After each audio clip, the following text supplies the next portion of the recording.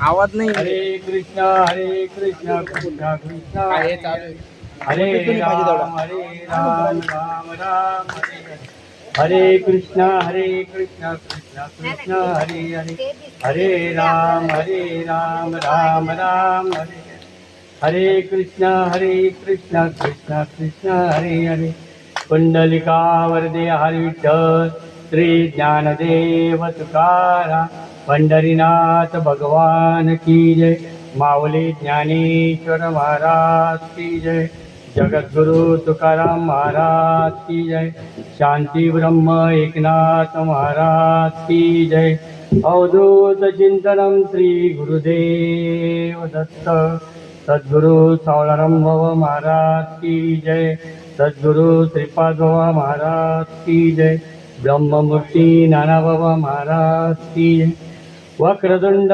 महाकाय सूर्यकोटी समप्रभ निर्विघ्नं कुरु देवं शुभकार्येषु सर्वदा समचरणं सरोजं शान्तनीलागुलाभं जगनीजपाणि मण्डनामण्डनानं तरुणो तुलसीमाला कञ्जनं कञ्जनेत्रं सदैव लौलासं विठ्ठलं चिन्तयामि ब्रह्मानन्दं परमसुखदं केवलज्ञानमूर्ति धन्वातीतं गगनसदृशं तत्त्वमस्यादिलक्ष्यम् एकं नित्यं विमलमचलं सर्वदी साक्ष्यभूतं भावातीतं त्रिगुणरहितं सद्गुरुतं नमामि सद्गुरुतं नमामि देहाच्या गावा आलिया जन्म मृत्यूच्या सोहळिया ना मनोनये धनंजया जिया परी काल ललितेचे लिहिले ना मोडे ना काही केले काळे गोरेपण धुतले फिटवतेने केले काम्य कर्म तैसे फळ भोगावया धरणे बैसे न फेडिता रूम जैसे ओसंडीचे कुंडलिका वरदे हरी विठ्ठल श्री ज्ञानदेव तुकाराम सब संतान की जय. जरी ज्ञात असलं तरी कुठल्या निमित्ताने वक्त्याचं कर्तव्य सांगणं. आज आपल्यामधून भाऊ शिवाजी किसन कोरडे यांना जाऊन आज 13 दिवस झाले. आज 13वा आहे. त्या निमित्ताने मज पामराकडे ही सेवा दिली. सेवा देणारे आमचे आदरणीय हरिभक्त परायण निवृत्तीजी महाराज कोरडे आपला कोडके, त्याचप्रमाणे या ठिकाणी दुःख ज्यांना झालंय ते परिवार सर्व कोरडे परिवार आहे. विजय शिवाजी कोरडे, अनंता शिवाजी कोरडे, भूषण शिवाजी कोरडे, संजय राजेंद्र कोरडे आणि अक्षय राजेंद्र कोरडे. तसं म्हटलं दुःख काय फक्त कुटुंबापुरतं मर्यादित असतं का? नाही का? 13वा मी तुम्हाला 13वा का करतात किंवा 13वा कधीपासून चालू झालं, पाणी देण्याचा कार्यक्रम कधीपासून चालू झाला ते तुम्हाला थोडक्यात सांगणारच आहे. परंतु ह्या कोरडे पर्वात मुलं आहेत, मुली आहेत, सगळे सोयरे आहेत, नाते आहेत, गावची भावकी आहे. याच्या व्यतिरिक्त अजून बरेच जण असतात. लक्षात घ्या. दुःख आहे. 18वा अध्याय 101 ओवी, 102 आणि 103 ओवी प्रवचन घेतलेले आहे. मी कुठून तरी आलेलो आहे. मला या गावात यायचंय, मला या गावात यायचंय, मला या गावाबद्दल माहिती पाहिजे. लक्षात घ्या. मला या दोन्ही गावाबद्दल माहिती पाहिजे तरच मी इथे येऊ शकतो ना. या गावाला येणारे असंख्य रस्ते असू शकतात, पण मला ज्या रस्त्याने यायचंय किंवा मला या गावात यायचंय, या गावातले गल्ली माहिती पाहिजे, या गावातले रहिवासी माहिती पाहिजे, या गावामध्ये काय काय आहे या गोष्टीची थोडीफार कल्पना असायला पाहिजे. आता सर्वसाधारण जर विचार केला तर गाव म्हटलं की घरं आली, घरं आली म्हणजे माणसं आली, माणसं आली म्हणजे विभूती आल्या, संत आले, गायनाचार्य असतील, तुमचे बिल्डर असतील, तुमचे इंजिनियर असतील, तुमचे कर्मचारी असतील, सुगृहिणी असतील, नवे सगळ्या प्रकारचे या ठिकाणी राहणारे वस्ती करणारे हे गाव आहे. ऐका ना, कोणी शिकत असेल, कोणी बिझनेस करत असेल, सगळ्या प्रकारचे या गावाबद्दल माहिती. जसं भगवंत जीवाला सांगतो 83,99,999 जन्म घेतल्यानंतर भगवंत जीवाला म्हणतो, अरे बाबा तुला आता देहाच्या गावामध्ये म्हणजे मनुष्य देहामध्ये जायचंय. थोडा इको कमी केला चालेल, आवाज डबल नको आहे. मनुष्य देहामध्ये जायचंय. आता ह्या 83 लक्ष योनीमध्ये हे समोर जेवढे दिसत आहेत, झाड आहेत, जलचर आहेत, भुईचर आहेत आणि आकाशमार्गात उडणारे पक्षी सुद्धा आहेत. मग मनुष्य जन्म येण्यापूर्वी काहीतरी करायला पाहिजे. मग मनुष्य जन्मामध्ये जाण्यासाठी मनुष्य जन्म कसा आहे, हा देह कसा आहे, तर जसं आर्किटेक्ट आराखडा काढतो की कुठे हॉल असावा, कुठे बेड असावा, कुठे किचन असावा, कुठे देवारा असावा, हे ज्या पद्धतीने तो सांगतो आणि त्या पद्धतीने डेव्हलपर जसं डेव्हलप करतो, तसं ब्रह्मदेवाने ही बॉडी जेव्हा निर्माण केली, आपण सगळेजण मृत्यू लोकामध्ये आहोत आणि आईच्या गर्भामध्ये आपण सगळेजण वाढलोय. माझ्या सहित तुम्ही आणि मी वेगळा नाहीये. पण ज्या वेळेला आईच्या गर्भामध्ये जाण्याचा जो प्रवेश असतो जीवात्मा, आता बघा याला कोणी काय म्हणतं, पाणी, कोणी म्हणतं वाटर, कोणी म्हणतं जल, कोणी म्हणतं नीर. वस्तू एक, नाव अनेक. तसं आत्मध्ये जे आहे त्याला कोणी जीव म्हणतं, कोणी आत्मा म्हणतं, कोणी युनिव्हर्सल ट्रूथ म्हणतं, कोणी वैश्विक चैतन्य म्हणतो आणि कोणी शक्ती म्हणतो. प्रत्येकाची नावं वेगवेगळी आहेत. थोड्याशा अंतरावर गेल्यानंतर जसं भाषा बदलते तशी नावं बदलतात. म्हणजे या देहामध्ये येण्यासाठी डोळे कुठे असावे, हृदय कुठे असावं, किडन्या कुठे असावे, हे सगळं ब्रह्मदेवाने ही बॉडी तयार केली. आता ही बॉडी फक्त मांसाचा गोळा होता. माझ्याच आपण कशाबद्दल 13व्या निमित्त आलोय. आणि जी व्यक्ती आपल्यातून निघून गेली ती कुठेतरी होते म्हणून आली. जसं मी कुठेतरी होतो, इथं आलो आणि इथं काही काळ वास्तव्य केलं, मला जाणे नाही का. रुखातळे वाळू जैसी, म्हणजे एका झाडाखाली प्रवासी आला, थोडा वेळ थांबला आणि निघून गेला, नाही का. या पद्धतीने काही वेळ आपल्याला इथे यायचंय. फक्त डेट ऑफ बर्थ माहितीये प्रत्येकाला, डेट ऑफ बर्थ माहितीये पण डेट ऑफ डेथ माहिती नाही. जर मरणाचा जर डेट माहिती पडली, तारीख माहिती पडली तर माणूस सावध होतो. परंतु भागवत जसं परीक्षित राजाला शुक मुनींनी सांगितलं, परीक्षिताचा जन्मजय राजा होता मुलगा, त्याने विषपन्य ऋषींना विचारले की मरण पण कळतं का म्हणून. विचार करण्यासारखी गोष्ट आहे. आपल्याला जर काही आजार होत असेल तर त्याच्या काही इंटिमेशन, त्याच्या काही अंगावर काही खुणा समजतात. कावीळ होत असेल तर आतून मळमळ होतं, डोळ्या सगळीकडे पिवळं दिसतं, अंग जड होतं, अंग दुखायला लागतं. ह्या ज्या इंटिमेशन आहे, ह्या ज्या खुणा आहेत, या खुणा मला आतून होतात. आजार येतो तेव्हा आतून खुणा होतात. मी विषय काय घेतो, देहाच्या गावाला. पण तुला या देहाच्या गावाला आहे, हा देह कसा आहे, हा देह क्षणाक्षणाला नाशिवंत देह जाणारच सगळं. कारण मी आता तुमच्या समोर बसलोय, या वयापर्यंत तर जन्मापासून तर आतापर्यंत जेवढे फोटो काढले तेवढा बदलच आहे, नाही का नाही. आता ह्या गावाला पहिले कौलारू घरं असतील, काही शेत जमीन असतील, आता मस्त सिमेंटचे रोड आहेत, मस्त सगळे डेव्हलप केलेले घरं आहेत, नाही का. म्हणजे परिवर्तन हा निसर्गाचा नियम आहे, तसा परिवर्तन हा शरीराचा पण नियम आहे. जसं हे शरीर जन्मापासून तर मृत्यूपर्यंत जातो, या दोघांच्या कालावधीमध्ये जो वेळ आहे याला जीवन म्हणतो आपण. आणि मग या जीवाला भगवंत सांगतो की तू जात आहे, पण तू त्या ठिकाणी गेल्यानंतर तुला काही काळ वास्तव्य करायचंय. त्या ठिकाणी तुला सगळं भेटेल, कुटुंब भेटेल, आणि त्या कुटुंबात राहत असताना तुझं जे कार्य आहे ते करून तुला निघायचंय. पण तुझं कार्य काय आहे, तर तू मला विसरू नको. परंतु विषय कसा असतो, 9 महिने 9 दिवस आईच्या उदरामध्ये मी जसा वाढतो आणि जसा बाहेर येतो तसा या धरणीचा वायू लागतो, वारा लागतो. मग धरणी वायू लागता स्मरण विसरे तत्वता, ओळखू लागे माता पिता कोहम कोहम. मी कोण असतो. विज्ञान सांगतं मी आईच्या उदरामध्ये जिवंत होतो, म्हणून आई जिवंत होती. जर कधी बाळाला जर गर्भाला काही प्रॉब्लेम झाला तर डॉक्टर सांगतो सिझरिंग करा, नाही तर आई दगवेल किंवा बाळा दगवेल. विचार करा, काय काय वेळेला असं असतं की या ठिकाणी कधी कधी आडवं होऊन जर आलं तर आईलाही धोका असतो. जीवनामध्ये अशी बरीच धोका असतात की जे आडवी होतात. काही दगड असतात, आपण दरवाजा लागतो म्हणून दगड लावतो, नाही का?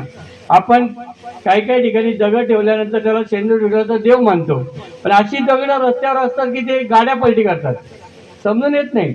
असो, तो विषय आपला नाही. देहाच्या गावा आलिया जन्म मृत्यूच्या सोहळा, ना म्हणो धनंजया जिया परी. जन्म मृत्यू हा एक सोहळा आहे. सोळा तुम्ही म्हणा कसं काय? बरोबर आहे. बघा, 16 प्रकारचे संस्कार ह्या देहाच्या अगोदर आणि नंतर केले जातात. आता 3 संस्कार तर तुम्हाला माहिती आहे. एक, मी जन्माला आल्याबरोबर माझा नामकरण विधी झाला. या देहाला आत्याबाईंनी नाव ठेवलं आणि जन्मकरण विधी बारसं म्हणतो आपण, बरोबर. दुसरा 16 झाला स्वस्ती स्त्री, कारण हे म्हटल्यावर लगेच लक्षात येतं की लग्न 16 आहे. हा दुसरा 16. तिसरा 16 तुम्ही आता जी तारीख गेली त्या तारखेला केला, त्याला म्हणतात अंत्यविधीची. अंत्यविधीला जे आपण अग्निडाग देतो तो एक 16 असतो. हे 3 गेले, 16 3 गेले, राहिले किती? गणित कच्च आहे पण 13 राहतात, म्हणून 13वा करावं लागतं. बघा, महाभारतामध्ये एक प्रसंग आलेला आहे, सांगतो. महाभारतामध्ये एक प्रसंग आलेला आहे की ज्या वेळेला दुर्योधनाच्या मांडीला मारल्यानंतर दुर्योधन तळमळत असतो आणि दुर्योधनाचा मित्र जो अश्वत्थामा असतो ते हे बघतो आणि त्याला कसतरी होतं की मी माझ्या मित्राला, माझ्या राजाला, माझ्या बॉसला हा जो त्रास होतोय, हा त्रास कमी करण्यासाठी मी आज पांडवांना काही ठेवणार नाही. म्हणून तो जातो आणि द्रौपदी मातेचे 5 मुलांना कापून आणतो. कापून आणल्यानंतर प्रश्न असा पडतो की दुर्योधनाला वाईट वाटतं, परंतु प्रश्न असा आहे की ते बघितल्यानंतर द्रौपदी शोक करते. मग अर्जुन अश्वत्थामाला घ्यायला जातो की मी याला मारले आणि मग तुझी सात्वन करेल. पण विषय कसा असतो, अश्वत्थामा चिरंजीव आहे, द्रोणाचार्यांचा मुलगा आहे. तो चिरंजीव असल्या कारणाने त्याला मारता येत नाही, म्हणून तो अश्वत्थामाचा हा इथं तिसरा डोळा असतो तो काढून घेतो, लक्षात ठेवा. मग आता उरलेला विषय असा असता की ते 5 मुलं जी मेली त्या 5 मुलांच्या अंत्यविधी तर करायला पाहिजे. मग श्रीकृष्णाने त्या सगळ्यांना सांगितल्याप्रमाणे अंत्यविधी होतो, परंतु त्या गंगेच्या तिठावरती तिथं जाऊन 5000 वर्षापूर्वी पाणी देण्याची पद्धत तिथून चालू झाली. आपण जे काल पाणी दिलं ना जीवात्म्याला, ती पाणी द्यायची, त्या 5 पुत्रांना पाणी देण्याची. पण प्रथम पाणी स्त्रिया देतात, आपल्याकडे म्हणतो आपण पुरुषांना द्या, तसं नाही. आता आपण कुठलीही गोष्ट सुरुवात करताना म्हणतो काय, मातृदेव पितृदेव आचार्य देव भव, नाही का, अतिथी देव भव. मग ती मातृदेवता असते, बर का. ही मातृदेवताला म्हटलं का, मातृदेवता आपल्याला 9 महिने 9 दिवस सांभाळते. त्याच्यानंतर बाहेर आल्यानंतर हे जग आपल्याला दिसतं, आपण रडतो, मग आपल्याला ठेविल्या नावे ओ दे तुटे. ज्ञानेश्वरीमध्ये ज्ञानेश्वर महाराज सांगतात, उपजल्या बालकाची नाव नाही तयापाशी, ठेविल्या नावे ओ दे तुटे. 1000 लोकांमध्ये सुद्धा या देहामध्ये जरी आवाज दिला तरी सुद्धा ओ दिल्याशिवाय राहत नाही. का? ते त्याला फिट होतं, आहे की नाही. माऊस जर असेल, आपण इकडे तिकडे गेले तर एखादी क्लिक कुठे झाली तर नको ते फीडबॅक होतो. तसं आपल्या बुद्धीमध्ये लहानपणापासून जे कॅचअप केलेलं असतं ते कधी केव्हा कसं आठवेल हे आपल्यालाही सांगता येत नाही. अशी देवता आहे. आता हे जे आपल्यातून निघून गेले हे शिवाजी उर्फ भाऊ कसे होते, तर मला जी माहिती मिळाली त्यानुसार हे कार्यकर्ता होते, लक्षात घ्या. कारण ज्या वेळेला राष्ट्रवादी किंवा काँग्रेसची सत्ता होती त्यावेळेला यांनी बाळासाहेब ठाकरेंच्या मदतीने किंवा त्यांच्या सपोर्टने शिवसेना स्थापन केली. भगवा, तो भगवा पताका घेणं हे डेअरिंगचं काम आहे. कसं सांगतो मी तुम्हाला, आम्ही वारकरी पण म्हणतो भगवा पताका खांद्यावर घेतल्याशिवाय आम्ही वारीला जात नाही, बरोबर आहे ना बाबा. वारीला भगवा पताका माहिती, आणि भगवा जिथं असतो तिथं कुठलाही कलर चालत नाही. आणि हे कार्य करत असताना माणसाला स्वतःचं कुटुंब विसरावं लागतं. साधी गोष्ट नाहीये. त्या ठिकाणी आत्मविश्वास वाढतो. एकाला अनेक असे जोडीला घेतल्यानंतर ह्या गोष्टी पुढे त्या ओळीमध्ये येणारच आहे. कारण पुढची ओळी तशीच आहे, जे कर्म आपण काम्य कर्म करतो ते काम्य कर्माचं फळ आपल्या कुटुंबाला तर मिळतं, पण आपण ज्या ठिकाणी राहतो त्या गावालाही ते फळ मिळाल्याशिवाय राहत नाही. तर वाघाची डरकाळी ऐकल्यानंतर वनामध्ये कसं कोणी राहत नाही, सगळे थरथर कापतात, तसा हा पट्ट्या होऊन गेला. कोण? आपले भाऊ. साधी गोष्ट नाहीये. कार्य करत असताना ज्या वेळेला चारी साईडला वेगळं राज्य चालू आहे आणि आपण कुठेतरी नवीन स्थापना करतोय, शिवरायांना सुद्धा राज्याभिषेकाची स्थापना करायची होती, तर एक एक मावळे जमवावं लागतात, एक एक कार्यकर्ते जमवावं लागतात, एक एक आपल्याला विश्वासू पात्र जमवावं लागतात. हे कार्य मग अर्जुनाला सांगताना तेच सांगतात. बरे हे ज्ञान कुठं दिलं? मारामारीच्या ठिकाणी. आपण जर भाऊ मध्ये मारामारी करायला लागलो तर तिचं ज्ञान दिलं तर ऐकू का? ए थांब, तू काय सांगतोय? पण तसं नाही. श्रीकृष्णाने भगवद्गीता सांगितली कुरुक्षेत्रावर मारामारीच्या ठिकाणी. पण तिथं का सांगावं लागली? तर अर्जुन यांनी दोघांच्या मधोमध रथ नेलाय आणि सगळीकडे सैन्य पाहतोय. या साईडला भीष्माचार्य, द्रोणाचार्य, कृपाचार्य, शकुनी मामा, दुर्योधन सगळे कौरव साईड, आणि या साईडला धर्म, युधिष्ठिर, भीम, स्वतः अर्जुन, नकुल, सहदेव, मामा सगळे या साईडला. हे माझे आणि मी यांना का मारू? आपल्याला मायेचं गुरफट पडतो मी आणि माझेवरून, मी आणि माझे म्हणून. आता मला सांगा, आपला प्रवास कुठपर्यंत? विचार करणारी गोष्ट आहे. आपला प्रवास कुठपर्यंत? आता मी डोंबिवलीवरून इथपर्यंत आलो, हे ठिकाण आहे, पण इथं थांबणार आहे का? नाही. पक्षी अंगणी उतरतील, ते का गुंतून राहतील? पक्षींना दाणे टाकले घेतात आणि निघून जातात. तसं आपण काही काळासाठी थांबणार आणि निघून जातात. म्हणजे या देहाचा प्रवास आहे मशानभूमीपर्यंत. देहाचा प्रवास आहे मशानभूमीपर्यंत. आणि आत्मा तर येतो आणि जातो, पण आत्म्याला काहीच नाही. इथं आता हे चारी साईडने वरती मंडप बांधलाय, ही पोकळी, ही पोकळी, आता घरात पोकळी, इथं पोकळी, हे बाजूला केलं, हे वेगळं झालं का? फक्त हा मंडप तयार झाला, पण हे साईडला काढलं तर हे मंडप नाही, हा रस्ता तयार होईल. म्हणजे तसं आहे या देहामध्ये. जसा एखादा शर्ट जुना झाला, एखादा कपडा जुना झाला तर आपण नवीन घालतो, आहे की नाही? जसे जीर्ण वस्त्र सांगितले तसं हे शरीर आहे. हे शरीर जेव्हा जीर्ण होतं, याचा कालावधी संपतो, त्यावेळेला आत्मा हे शरीर सोडतो आणि दुसरं शरीर परिधान करण्यासाठी निघून जातो, नाही का? देहांतरे. हे देहांतर शेवटच्या क्षणाला हे जातात. आता शेवटचा क्षण जन्मजाने राजाने विचारला, मृत्यू कसा येतो? त्याच्याबद्दल काय माहिती पाहिजे ना? माहिती आहे की नाही? माहिती पाहिजे का नाही? आता जुने लोक म्हणतात बघा, घर घर चालू झाली कशाची. आता जर घरात मेला तर, रस्त्यात ऍक्सिडेंटने मेला, हॉस्पिटलने मेला, तर ते व्हेंटिलेटर लावलेलं असतं, त्याच्यामुळे काही कळत नाही. किंवा जुनी लोक काही काही सांगतात याची किती वेळ राहील. तसं जन्मायच्या राजाला, परीक्षित राजाच्या मुलाला सांगतात वैश्यवन मुनी की मरण हे 6 महिन्या अगोदर कळतं. बघा, ज्ञानेश्वरी कसं जगावं शिकवते, भागवत कसं मरावं शिकवते. आपले 2 मस्त ग्रंथ आहेत जे पिनल कोड नंबर आहे आणि याच्याशिवाय जात नाही.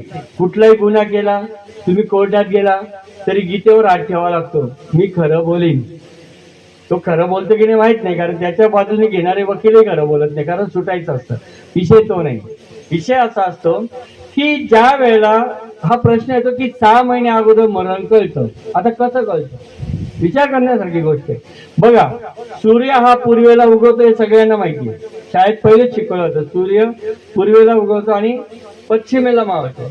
ज्या वेळेला व्यक्ती सूर्याच्या दिशेने चालतो त्यावेळेला नैसर्गिकरित्या त्या व्यक्तीची, त्या माणसाची सावली मागच्या साईडला पडते, मागच्या साईडला पडते. पण राजा तू नीट आहे, जर पूर्व दिशेच्या सूर्याकडे जर व्यक्ती जाईल आणि त्याची सावली जर दक्षिणेकडे पडेल तर समजून घे त्याला 6 महिन्याच्या आत हे घर सोडायचं आहे, मरणाचा. दुसरा विषय सांगितला. बर, अजून काही खुणा आहेत का? बोलतो आहे. आता आपण आंघोळ करतो, आंघोळ करताना पहिला तांबे डोक्यावरच टाकतो, तर तुमच्याकडे पण हीच आहे ना? नाही तर मला असं वाटायला नको तुमची पद्धत वेगळी आहे. कारण कसं आहे, मला एक माहिती आहे, मी जिथं जाईल तिथं सूर्य तोच आहे, मी जिथं जाईल तिथं हवा तीच आहे, कारण मी डोंबिवलीहून हवा आणलेली नाही. जर सगळ्या ठिकाणी एक वस्तू आहे, आकाश एक आहे, सूर्य एक आहे, हवा एक आहे, फक्त नावं वेगवेगळी असेल, क्रिया वेगवेगळी असेल, परंतु आपण सर्वजण इथं मृत्यू लोकांमध्ये आलोय. ज्याचा जन्म झालाय त्याचं 13वाई होणारच आहे की नाही? असो, विषय असा असतो. मग पुढचा विषय सांगा. अजून काही खुणा हो आहे ना? तांब्यावर पाणी टाका किंवा बादल्या बादल्याने जरी डोक्यावर पाणी टाकलं, लक्षात घ्या बरं का, बादल्या बादल्याने जरी डोक्यावर पाणी टाकलं तरी खांदा आणि हा हृदयस्थ भाग जर कोरडा राहिला तर त्यांनी समजा 3 महिन्यात आपल्याला निघायचंय. बरोबर आहे. त्याच्यानंतर विषय असा आहे, अच्छा असं आहे का? आणि समजा या दोन्ही गुन्हा नाही कळल्या तर विचार करणारी गोष्ट आहे. ज्या वेळेला दशरथ राजाला अंघोळ झाल्यानंतर एकदा आरशासमोर गेल्यानंतर त्याला कानाच्या जवळ एक बाल फक्त वाईट दिसतो, तरी तो लगेच सावध होतो की आपल्याला जायची वेळ होत आहे, आता मुलांना राज्याभिषेक करावा, रामाच्या राज्याभिषेकाची तयारी करतात. लक्षात ठेवा, आपण काळे करतो तो भाग वेगळा, सोडून द्या, विषय तो आपला नाही. तर विषय असा असतो की हा 3 महिने झाला. आता आपण वर बघितल्यानंतर आपल्याला भुवया दिसतात. प्रत्येक जण घरी जाऊन प्रयत्न करा या भुवया. ज्या वेळेला वर बघून जर भुवया दिसत नसेल तर त्यांनी समजायचं आपल्याला 1 महिना कालावधी आहे. पण ज्ञानेश्वर महाराज याच्यापेक्षा उलट सांगतात. ज्ञानेश्वर महाराज याच्यापेक्षा मरणाची स्थिती पूर्ण वेगळी सांगतात. ते म्हणतात, जर प्रत्येक व्यक्तीने, मग स्त्री असो पुरुष असो, कुठल्याही स्थितीत असो, कारण 3च स्थिती आहेत, बालपण, तरुपण, म्हातारपण, याच्या पुढे स्थिती नाही आहे या देहाला. परंतु त्या ठिकाणी जर विचार केला तर आपण जर कानामध्ये बोटं घातली तर आपला घुम घुम असा आवाज येतो. लक्षात घ्या बरं का. हा आवाज जर येण्याचा बंद झाला, जर ऐकू येण्याचा बंद झाला, आता ठराविक वयानंतर ऐकशी जाते, ऐकायला येत नाही, पण कानातला आवाज थांबत. बरं, हा आवाज ओळखण्यासाठी डॉक्टरकडे जर गेलो तर डॉक्टर इथं ठोके लावतो किंवा इथं लावतो कानाला लावून, तो ठोके बघते, ठोके पण आवाज देत असत, टक टक टक, आणि घुम घुम हा आवाज जर असतो. हा आवाज जर बंद झाला तर 8 दिवसामध्ये निघायचं. देहाच्या गावा आली या. लक्षणं पाहिजे ना माहिती. सोनं एक आहे, कोणी बोरमाळ बनवतो, कोणी मंगलसूत्र बनवतो, कोणी बांगड्या बनवतो, कोणी सोनं एकच आहे, पण अलंकार विविध प्रकारचे. देह जरी वेगवेगळा दिसत असला तरी त्याच्यामध्ये शक्ती एकच आहे. जसा हा हार याला टाकलाय, या हारामध्ये फुलं वेगवेगळी आहेत पण धागा एक आहे, तसं तुम्ही आम्ही वेगवेगळे आहोत, परंतु आपल्यामध्ये जीव आत्मा एक प्रकारचा आहे, हे लक्षात घे माझ्या से.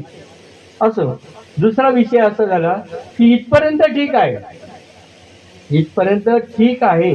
मग दुसरी गोष्ट अशी म्हणणार की जर हे समजलं, मग तिसरं विचारण असतं की कानाच्या बाह्या पडतात. हे जे आल्यानंतर डायरेक्ट चिटकतात. मग त्यावेळेला समजायचं हा जास्तीत जास्त 3 दिवसाचा सोबती. पण जुनी व्यक्ती अशी म्हणतात की नाकाचा शेंडा जर आता जो दिसतोय हा दिसेनासा झाला किंवा पडला तर त्याच दिवशी पुंडलिकावर देव देहाच्या गावा आली. अर्जुना, तुला मी सगळ्या ठिकाणी प्रत्येक गोष्टी तुला इंटिमेशन देतो, कारण काय, शेवटची पाळी एक मनुष्य जन्म. या हिशोबाने तुला हा शेवटचा जन्म आहे. या जन्मात जर तू स्वतःच सार्थक नाही करू शकला तर पुनरुपी जननम पुनरुपी मरणम जननी जठरे शयन, म्हणजे तुला पुन्हा पुन्हा जन्माला यावं लागेल. आणि ही गोष्ट सांगितलं का, जे दिसतं ते नसतं, उपजते नाशे नाशे पुनरुपी दिसे, ते घटिका यंत्र तैसे परिभ्रमे गा. आता काही काही गोष्टी एवढ्या विचित्र आहेत आमच्याकडे, तर तुमच्याकडे पण असतील, की आता हा महाराज आहे, आपला महाराज लोकांचं लय वर्चस्व हा सगळी ठिकाणी, अख्खा महाराष्ट्र नाहीये, भारतभर कुठेही जावा, आणि भारतभर कुठेही जरी गेलात ना तरी महाराज लोकांना या बसा उठा, तसं कार्यकर्त्यांचं पण तसंच असतं. कुठेही जावा, कुठले शिवसेना या बसा उठा, ते आतर तीर्थ होतो. पण वस्तुस्थिती अशी आहे की मनुष्य मरेपर्यंत कितीही पाकिटाचे खिसे करतो. देहाच्या गावा आल्या सांगतो, या देहाला झाकण्यासाठी कुठल्याही 6 पाकिट 7 पाकिट, शर्टाला पाकिट, सगळे पाकिट शिवतो, आणि ते पाकिट भरणं आणि घराच्या कुटुंबाला सुखी ठेवण्यासाठी हा रात्रंदिवस कष्ट करतो, एवढा कष्ट करतो, एवढा कष्ट करतो, पण याच्या बरोबर काही येत नाही. आता हा महाराज सुद्धा पाठीत येईल. त्या महाराजाचा जाताना हा महाराज जेव्हा जाईल त्यावेळेला सगळे लोक महाराजांना अंत्यविधी देतात. आता बघा बरं काही काही गोष्टी कशा असतात ते सांगतो. देहाच्या गावा आलिया, नामकरण विधी झाल्यानंतर या बालकाला सगळे त्याच नावाने हाक मारतात, म्हणून याला काय पाठ करावं लागत. हे तर काय काय वेळेला पाठांतर करून सांगावं लागतं. पाठ करावं लागतं का? माझं नाव मी विसरलो असं कोणी म्हणा. जय हरी. आले आदरणीय दीपक महाराज तुडके मला आशीर्वाद देण्यासाठी का चालेल असो. तर हा जो देहाचा गाव आहे, या गावामध्ये अर्जुना तुला आणखी एक गोष्ट सांगतो. जे तू अन्न ग्रहण करशील त्याप्रमाणे तुझा स्वभाव तयार आहे. वास्तविक तुझा स्वभाव आहे सचित आणि आनंद घन. तू आनंदमय स्वभाव आहे. मनुष्याला आनंद हा आतून होतो, पण मनुष्य प्रत्येक आनंद बाहेर शोधायचा प्रयत्न करतो. तो म्हणतो मला टीव्ही आणला तर आनंद होईल, फ्रीज आणला तर आनंद होईल, एसी आणला. तो कालांतरित आनंद कमी होतो. आनंद हा आतमध्ये असतो. बघा कधी कधी विनोदाने आम्ही सांगतो काही काही जण दारू पितात. तुमच्याकडे पित नसेल असं गृहीत धरतो, कारण हे मालकरी घराचं गाव आहे असं मी ऐकलंय.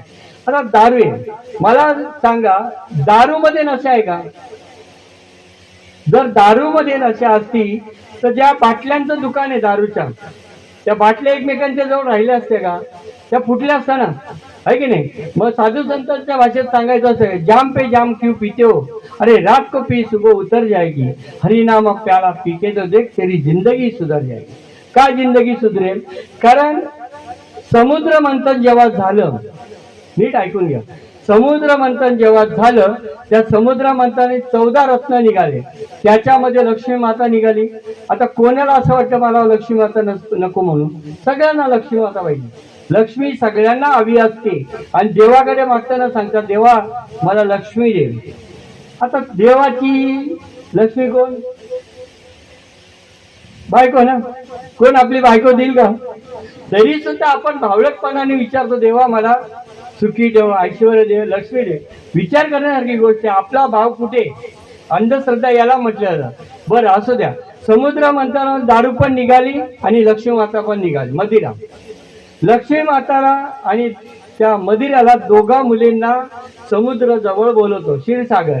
म्हणजे बेटीनो मला तुम्हाला काही सांगायचंय. मग पहिले लक्ष्मी माताला सांगायला जातं.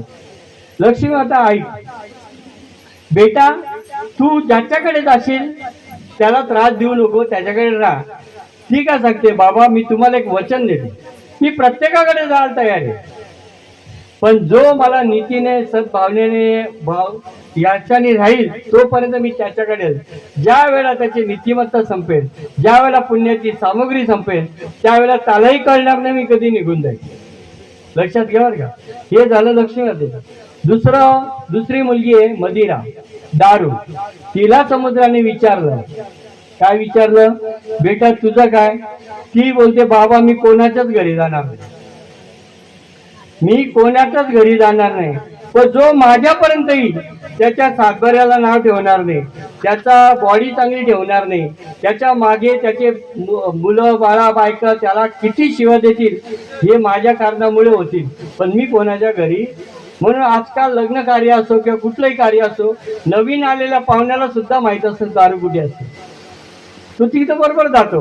तसं अर्जुना काळ, वेळ आणि ठिकाण हे 3 गोष्टी एकत्र आल्याशिवाय मृत्यू येत नाही. नीट लक्षात घ्या. देहाच्या गावा आलिया, जन्म मृत्यूच्या 16, ना मनो धनंजया जिया परी. दशरथ राजा मेल्यानंतर सुद्धा चित्रकूट पर्वतावर रामाने या विधी केल्या. पुरावा सांगतो, आपण ज्या विधी करतो ना त्याला पुरावा आहे.